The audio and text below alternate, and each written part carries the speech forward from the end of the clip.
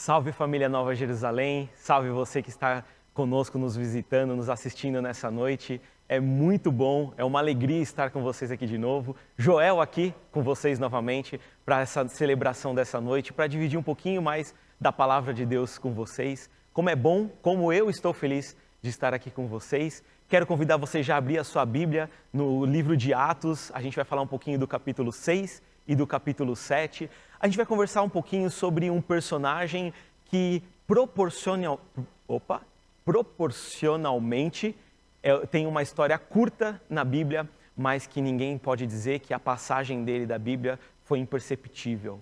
Estevão, o primeiro mártir, o primeiro cristão a ser morto pela palavra de Deus ou pelo evangelho que Jesus pregava, e o que ele pode mostrar para a nossa vida. Depois de ouvir um louvor como esse, aprender que a gente pode descansar nos braços do nosso Senhor, é muito bom a gente poder pegar a palavra dele e aprender um pouco mais sobre a presença do Senhor nas nossas vidas. Então convido você a abrir a sua Bíblia nesse capítulo para a gente entender um pouquinho mais. Primeiro quero dar um panorama para você. Nós vamos falar dos 2 capítulos, nós não vamos ler todos os 2 capítulos, mas nós vamos falar dos 2 capítulos, então eu quero dar um panorama para você entender qual era a situação que Estevão estava, qual era a situação que a igreja estava ali. Os discípulos estavam expandindo a igreja estava em plena expansão, o evangelho de Jesus estava sendo espalhado e muitas pessoas estavam chegando para a igreja primitiva naquela época. Lembrando que a igreja não tinha um templo físico, eles se reuniam em casas, eles se reuniam aonde eles podiam para falar do amor de Deus, para conversar com as pessoas, receber os necessitados. Entre as atribuições ali da igreja, eles acabavam recebendo as viúvas que precisavam ter as suas necessidades atendidas. A cultura daquela época, na cultura daquela época, principalmente com o povo judeu, uma mulher que era viúva e não tinha filhos, acabava passando por uma situação complicada porque ela não tinha de onde tirar o sustento dela. Ela não tinha como trabalhar, então ela dependia que alguém a sustentasse. A igreja, como ainda é hoje, precisava demonstrar o amor de Deus, o amor de Jesus, ajudando essas pessoas necessitadas. Então, a igreja primitiva fazia isso. Ela servia essas viúvas, servia essas pessoas que passavam por necessidades. Mas o que estava acontecendo é que algumas pessoas estavam reclamando que algumas viúvas não estavam sendo atendidas durante esse período. O problema é que essa reclamação chegava diretamente para os discípulos de Jesus, para os apóstolos que estavam ali com a incumbência de levar o evangelho, de ensinar a palavra de Deus, passar os ensinamentos de Jesus para todo aquele povo que precisava aprender. Então eles estavam tendo que deixar de lado o ensino da palavra e o ministério da oração para poder servir essas pessoas. Então os apóstolos percebem que isso não era legal, que não era o ideal a ser feito. Então o que eles fazem? Eles chamam a igreja e falam, olha, procurem alguns homens no meio de vocês, e a gente vai falar daqui a pouco que tipo de homens eram esses, e escolham esses homens para que eles cuidem das viúvas, eles façam esse trabalho de ação social, e eles possam continuar essa obra para que nós os apóstolos, possamos nos dedicar ao ensino da palavra e ao ministério da oração. E a igreja topou e ali foi formado o primeiro corpo diaconal da história da igreja. Ali estavam alguns apóstolos, alguns membros da igreja. Eu acho que talvez o irmão Eunápio estava ali no meio, apesar do nome dele não aparecer, mas eu acho que se ele não estava ali, ele estava ali na sucessão, era um dos próximos a assumir ali o diaconato. Mas a Bíblia fala de 7 irmãos que assumiram esse diaconato, que fizeram parte do corpo diaconal. E entre esses irmãos estava Estevão, o personagem da nossa noite. Ele que vai nos ensinar um pouquinho sobre a presença de Deus na nossa vida. Estevão estava lá e a Bíblia testemunha sobre quem era Estevão e sobre qual eram as referências de Estevão. O currículo desses homens, o currículo desses diáconos que foram escolhidos ali para fazer o serviço de ação social, para servir a mesa dessas viúvas, está descrito aqui na Bíblia. E olha qual é o testemunho que a Bíblia dá sobre Estevão.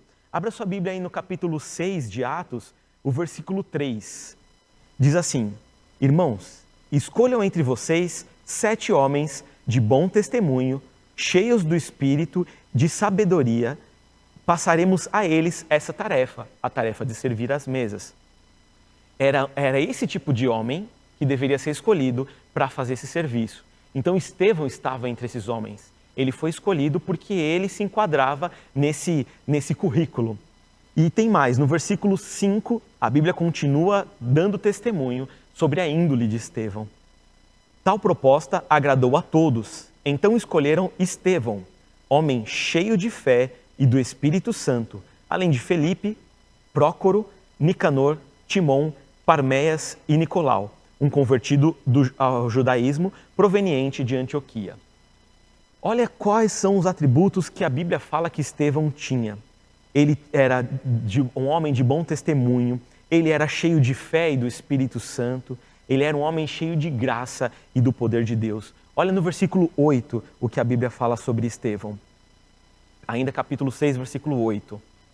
Estevão, homem cheio da graça e do poder de Deus, realizava grandes maravilhas e sinais no meio do povo. Esse era Estevão.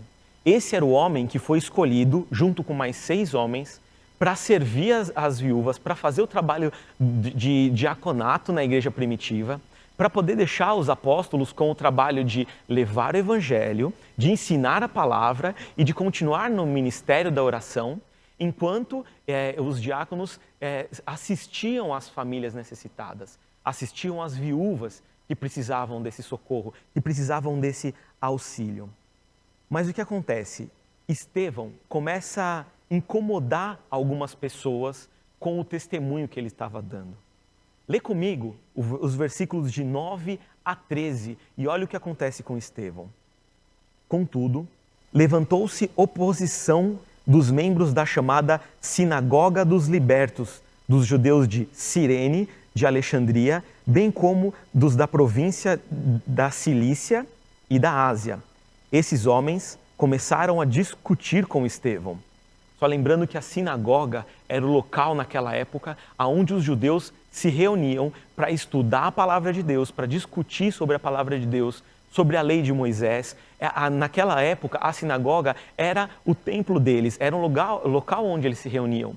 Porque o templo de Jerusalém, que nós ouvimos, que nós vamos falar daqui a pouco, mas que nós conhecemos, que foi criado, que foi construído, aquele templo havia sido destruído, então os judeus se reuniam nas sinagogas para estudar a palavra de Deus. Então aquele lugar, a sinagoga, era um lugar santo para eles, era um lugar de muito valor para eles, porque eles se reuniam ali para estudar o Pentateuco, a Torá, os ensinamentos de Moisés. E esses judeus que se reuniam ali, que vinham desses lugares que a Bíblia fala, eles se levantaram contra Estevão por causa do ensinamento dele. E olha o que eles falam a partir do versículo 10. Mas não podiam resistir a Estevão, aliás, não podiam resistir à sabedoria e ao espírito com que ele falava. Então, subornaram alguns homens para dizerem: ouvimos Estevão falar palavras blasfemas contra Moisés e contra Deus. Com isso, agitaram o povo, os líderes religiosos e os mestres da lei, e prendendo Estevão, levaram-no ao sinédrio. Ali, apresentaram falsas testemunhas que diziam: este homem não para de falar contra este lugar santo e contra a lei. Esse trecho que nós acabamos de ler mostra que essas testemunhas, essas falsas testemunhas que foram subornadas, que foram pagas por esses judeus dessa sinagoga, elas levantaram um falso testemunho contra Estevão, dizendo que Estevão estava ali ameaçando o que eles conheciam como o lugar santo que Deus havia deixado para eles. Porque Estevão estava falando para eles, falando para o povo, que se reunir na sinagoga não era mais algo necessário. Que Jesus, como eles vão dizer aqui, que Jesus de Nazaré iria destruir o templo, iria destruir a sinagoga, iria destruir aquele local santo. Estevão estava pregando o que Jesus havia ensinado, o que o próprio Jesus havia dito, que o templo físico não era mais um local necessário para se adorar a Deus, porque Deus não habitaria mais dentro de um templo. Então Estevão mostra isso para aquele povo, e eles com o coração duro pela religiosidade se sentem ofendidos por aquilo. Porque imagina você, que é ensinado a sua vida inteira, algo que a sua fé depende daquilo, e de repente alguém vem e muda tudo que você aprendeu. Vem alguém e diz que tudo aquilo que você aprendeu teve valor só até agora. A partir de agora, tudo que você aprendeu você vai ter que esquecer. A partir de agora, tudo mudou, tudo é diferente. A gente sabe que isso não acontece mais hoje, porque a palavra de Deus já foi terminada. Hoje a revelação de Deus já está na Bíblia, e isso não pode mais acontecer. Mas quando Jesus veio, isso aconteceu. Então, para aqueles judeus, aquilo lá foi uma afronta. Por isso eles levantaram essas falsas testemunhas para se levantar contra Estevão, dar esse falso testemunho contra Estevão, dizendo que ele estava blasfemando contra Moisés e contra o próprio Deus, e dizendo que ele estava blasfemando contra a sinagoga, contra a lei. A acusação que eles fizeram então era de que Estevão falava contra o templo e que ele estava ensinando que o templo não era mais necessário para adorar a Deus. E os judeus, principalmente os fariseus, tinham o templo como um local de adoração, onde eles podiam, de certa forma, controlar e monitorar como o povo adoraria a Deus, para saber se o povo estava adorando Deus da maneira certa ou da maneira errada. Porque os fariseus usavam o templo como o lugar santo para adorar a Deus, para de certa forma dizer, olha, você não pode adorar a Deus em outro lugar, você tem que adorar a Deus aqui nesse local, e eu vou te dizer como você vai adorar a Deus. Você não vai adorar a Deus do jeito que você quiser, você vai adorar a Deus do jeito que eu vou te dizer. A partir do momento que Estevão diz, olha, você não precisa mais ir para a sinagoga, você não precisa mais ir para o templo para adorar a Deus, ele tira essa autoridade das costas dos fariseus, dos judeus, dos escribas. Então o povo passaria a ter uma certa independência para adorar a Deus. E isso seria uma blasfêmia terrível. Eles precisavam acabar com esse ensinamento de Estevão, porque isso iria acabar com o ensinamento dos fariseus. Por isso, essa acusação é levantada contra Estevão. Então, na sinagoga, os chefes da sinagoga chamam Estevão ali e ele é colocado no momento onde ele pode se defender. O sinédrio, que eram os chefes da sinagoga, viram para Estevão e falam, olha, essas são as acusações contra você. O que você tem a dizer? Qual vai ser a sua defesa? Estevão não se levanta e diz, eu sou inocente. Estevão dá uma aula sobre toda a origem do povo de Israel. Estevão resume basicamente toda a história do povo de Israel. Ele resume basicamente o Gênesis e o começo do Êxodo, onde ele fala desde o chamado de Abraão, fala sobre a história de Isaac, de Jacó, os filhos de Jacó, fala sobre a ida do povo para o Egito, fala sobre a saída do povo do Egito. Ele conta como Moisés foi difícil de tirar o povo do Egito, como eles enfrentaram as pragas no Egito, como eles enfrentaram o deserto, como eles viram maravilhas acontecendo no deserto, como o povo blasfemou contra Deus e contra Moisés no deserto. E depois de tudo isso, Estevão vira, depois de dar essa aula para eles, Estevão vira e diz para eles, olha, os nossos antepassados, eles passaram por tudo isso e eles ainda blasfemaram contra Deus. Eles viram sinais, prodígios, maravilhas, eles viram milagres acontecendo na frente deles. Eles foram picados por cobras e curados simplesmente por olharem para um objeto que Deus abençoou. Eles passaram fome e viram o pão caindo do céu. Eles quiseram carne e viram a carne caindo do céu. Eles precisavam de água e viram a água saindo da pedra. Estevão diz mais. Eles precisavam da presença de Deus. Então, Deus os ensinou a fazer o tabernáculo. Fizeram um tabernáculo onde ali haveria a presença de Deus. Ali haveria o lugar santíssimo, o santo dos santos, aonde Deus habitaria. E quando o povo quisesse buscar a Deus, o povo saberia aonde Deus estava. Depois disso, o povo leva o tabernáculo junto para onde eles estão indo, junto com a Arca da Aliança, entendendo que Deus está ali com eles.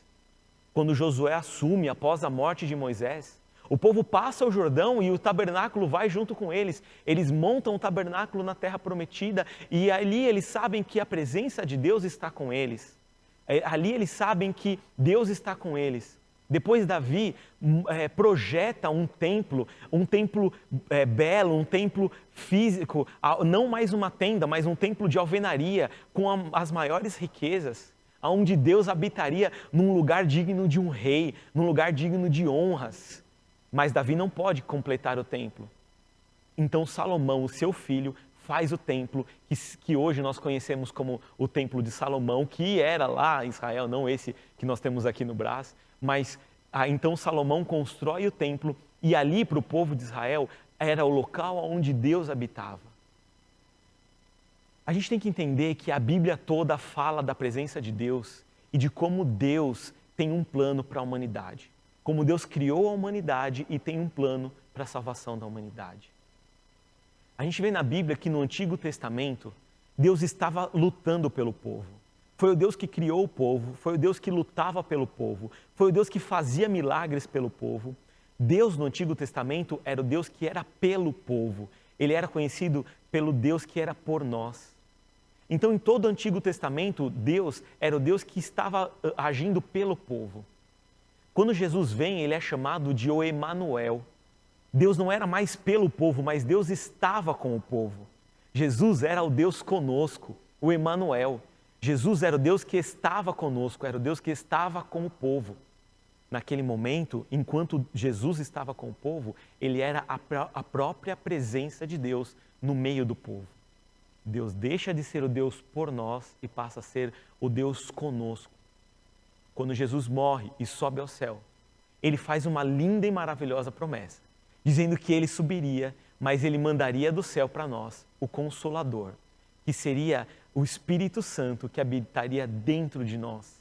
Então não seria mais o Deus por nós, não seria mais o Deus conosco, mas seria o Deus em nós.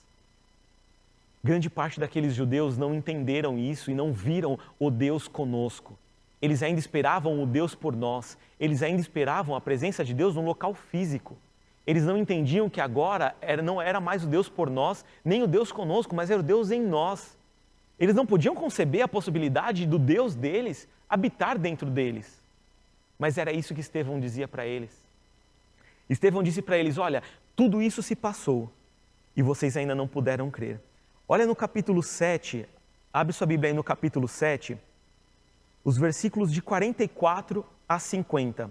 Olha como Estevão termina o discurso dele, falando sobre esse templo, esse local físico que o povo tinha para que a presença de Deus fosse manifesta ou fosse visível. E olha o que acontece agora na vida daqueles judeus que estavam ouvindo Estevão falar.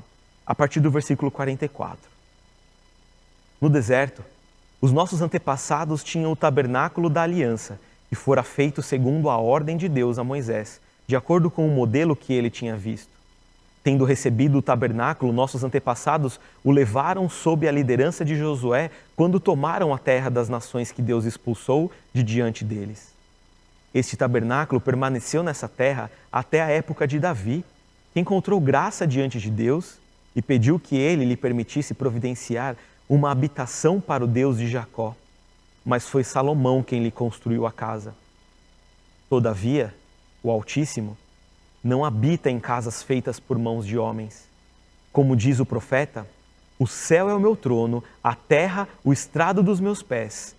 Que espécie de casa vocês me edificarão? Diz o Senhor. Ou, onde seria meu lugar de descanso? Não foram as minhas mãos que fizeram todas essas coisas? Estevão estava mostrando para aquele povo, para aqueles judeus religiosos, que não havia um local feito por mãos de homens que Deus poderia habitar. Estevão estava citando o texto de Isaías, capítulo 66, versículos 1 e 2, onde o profeta fala justamente isso. Deus não habita em locais feitos por mãos de homens. Deus não pode habitar em um local feito por mãos de homens. Deus habita única e exclusivamente em um local feito pelas suas próprias mãos. Deus não vai habitar no local que os homens façam de alvenaria, de prata, de ouro ou de qualquer pedra preciosa. Deus escolheu para habitar um local feito por suas próprias mãos. Olha o que ele diz no versículo 51. povo rebelde e obstinado, de coração e de ouvidos. Vocês são iguais aos seus antepassados, sempre resistem ao Espírito Santo. Aquele povo não conseguia entender que o Deus que criou eles não habitava mais no local físico. O Deus que criou eles habitaria agora dentro de cada um deles. O Deus de Israel, o Deus de Isaac, de Abraão, de Jacó, o Deus que criou a cada um deles, habitaria agora dentro deles. Porque Deus não habita em templos feitos por mãos de homens. Deus habita em locais feitos pelas suas próprias mãos. Assim como eu e você fomos feitos pelas mãos de Deus. O que a gente não pode fazer, meu querido, é ter o nosso coração duro como esses judeus e esquecer que Deus habita dentro de nós. A gente não pode achar que Deus habita só na vida do pastor ou do pregador que traz a mensagem para nós. A gente não pode achar que Deus habita só no templo, que é só lá que nós vamos ouvir a Deus e é só lá que nós devemos adorá-lo e louvá-lo. A gente não pode achar que Deus habita só na vida do meu irmão. O que a gente precisa entender é que Deus habita, sim, dentro de nós.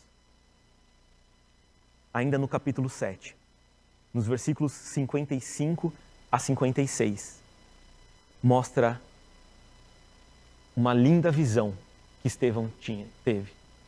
Porque quando Estevão vira para aqueles judeus da sinagoga, acusa eles dizendo, vocês têm o mesmo coração duro que os seus antepassados, ali eles decidem que Estevão será punido pelo que ele está pregando. Olha o que acontece com Estevão. Versículo 55. Mas Estevão, cheio do Espírito Santo, levantou os olhos para o céu e viu a glória de Deus.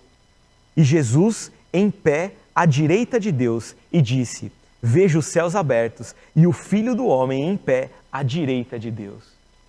Meus queridos, esses versículos que eu li agora mostram a Trindade, o Deus Pai, Deus Filho e Deus Espírito Santo.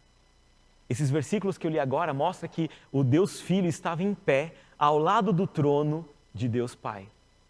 E o Deus Espírito Santo estava onde? Aonde estava o Espírito Santo, a terceira pessoa da Trindade? Sim, em Estevão.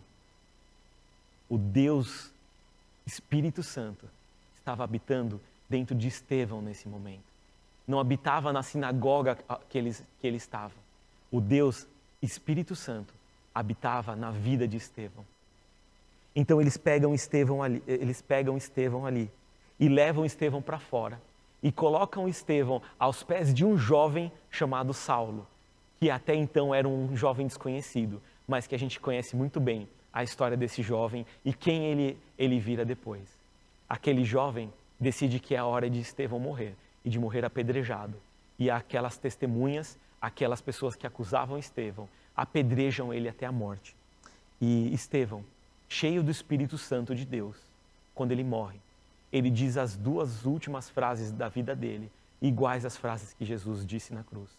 Primeiro ele diz, Senhor, aceita o meu espírito, toma o meu espírito em tuas mãos. E depois ele diz, Senhor, não os impute esse pecado. Senhor, não culpe esses homens que estão me apedrejando desse pecado de assassinato. Não os culpe por assassinato.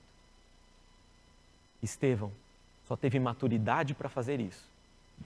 Estevão só teve a maturidade espiritual para fazer isso. Porque ele era um homem cheio do Espírito Santo. Porque ele era um homem cheio de Deus na vida dele. Assim como Estevão estava cheio do Espírito Santo, assim como o Espírito Santo habitava em Estevão, ele habita em você. Porque você não é feito por mãos de homens. Você é feito pela mão de Deus. Assim como Estevão levava a presença de Deus aonde ele ia, assim também Deus está presente aí com você na sua casa. Glorifique a Deus, adore a Deus. Nesse momento de pandemia, nós somos sim forçados a nos separar. Nós estamos aqui agora com a igreja vazia, porque nós não podemos ter uma aglomeração de pessoas, mas isso não nos impede de cultuar, de glorificar, de adorar a Deus. Você louvou a Deus agora, dizendo a Ele para que Ele sondasse o seu coração, para que Ele te tomasse, te usasse como um farol, como uma ponte, para que Ele entrasse na sua vida, para que Ele cuidasse de você. Você está aí na sua casa louvando e adorando ao Deus de Isaac, o Deus de Abraão, o Deus de Jacó, porque esse Deus habita dentro de você. Você não foi criado por mãos de homens, você foi criado pelas mãos do próprio Deus e Ele escolheu te usar como casa dele, Ele escolheu habitar dentro de você. Então não deixe que ninguém diga o contrário para você, não deixe que ninguém diga que o seu Deus não habita em você, porque Ele habita sim dentro de você. Então, se você acredita nisso, dê um aleluia agora aí onde você está, dê um glória a Deus, adore ao seu Deus, porque Ele está com você te ouvindo, Ele está dentro de você agora ouvindo o seu aleluia, ouvindo o seu glória a Deus. Glorifique, adore a esse Deus, porque Ele está com você nessa noite, Ele está aí na sua casa, Ele está aí aonde você está, ouvindo o seu louvor e a sua adoração. O seu Deus habita dentro de você. Sabe algo interessante que eu percebo na história de Estevão? Lembra lá no começo que eu falei sobre o porquê Estevão foi escolhido? Qual que era a função de Estevão? Não era levar a palavra de Deus, não era pregar a palavra de Deus. Ele foi escolhido para servir pessoas em necessidade, justamente para que os discípulos, para que os apóstolos pudessem continuar pregando a palavra de Deus. Mas Estevão foi preso porque ele estava anunciando a palavra de Deus. Sabe por que isso aconteceu? Porque Estevão ia em lugares onde faltava o pão, onde faltava a água, onde podia faltar de tudo. Mas porque Estevão era cheio do Espírito Santo, nunca faltaria Deus no lugar que Estevão estava. Estevão nunca deixaria que a presença de Deus faltasse no lugar onde ele estivesse, porque ele estava cheio do Espírito Santo, porque o Deus dele habitava dentro dele. Então ele não poderia conceber que Deus não estivesse aonde ele estivesse, porque ele estava cheio do próprio Deus, ele estava cheio do Deus dele. Então aonde Estevão ia, ele levava esse Deus junto com ele, ele levava o Evangelho junto com ele, ele levava o amor de Jesus junto com ele. Então isso incomodou os judeus daquela sinagoga. Aonde Estevão ia, faltava comida, faltava água, mas nunca faltava a presença de Deus. Meu querido, se Deus habita em você, se você é casa de Deus, aonde você estiver, pode faltar de tudo, mas nunca pode faltar a presença de Deus.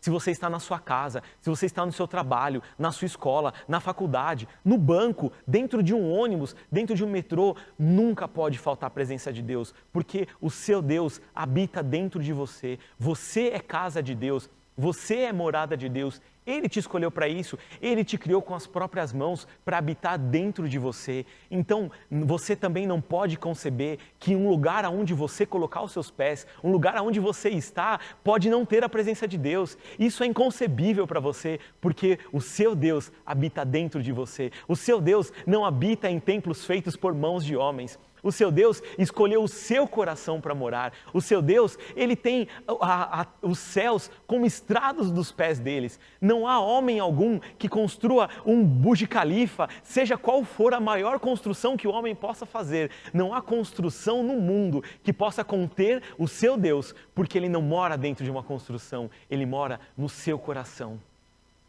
Saiba de uma coisa, nós devemos parar de falar que Deus habita em nós. Nós devemos começar a falar mais que Deus habita em mim. Porque quando eu entendo a responsabilidade do Deus que habita em mim, eu entendo que aonde eu for, esse Deus está comigo. E eu nunca vou conceber o fato de aonde eu estiver não haver a presença de Deus. Para onde eu for, seja para atender a necessidade de um necessitado, seja para fazer o meu trabalho, seja para estudar, seja para conversar com uma pessoa, seja para tomar um café na padaria, seja no trânsito, onde é muito difícil eu lembrar da presença de Deus na minha vida, seja qualquer lugar que você estiver, sempre Deus estará com você, sempre o seu Deus estará dentro de você. Então, meu querido, meu amado, a minha oração é que a partir de agora, todo lugar onde você colocar a planta dos seus pés, você lembre-se da presença de Deus dentro de você e que você faça que a presença de Deus seja reconhecida naquele local. Você pode entrar num local aonde ninguém queira a presença de Deus, mas o simples fato de você estar naquele lugar, você estará levando a presença de Deus para aquele lugar. E aquele lugar será cheio da presença, será cheio da glória de Deus, porque você estará lá. Então, não aceite o fato de que algum lugar onde você está não tenha a presença de Deus, porque o seu Deus habita em você, o meu Deus habita em mim. Declare isso, que o seu Deus habita em você e que você não vai para lugar algum sem a presença desse Deus. E declare que não haverá lugar nessa terra, aonde você estiver, que não estará cheio da presença de Deus. E que durante toda essa semana, aonde você colocar a planta dos seus pés, você se lembre disso, você leve Deus junto com você, você leve a presença de Deus junto com você. Lembre-se, Deus não é um Deus que está em nós, Deus é um Deus que está em mim, está em você. Então, tome posse disso e leve a presença de Deus para todas as pessoas que você tiver contato durante a sua semana.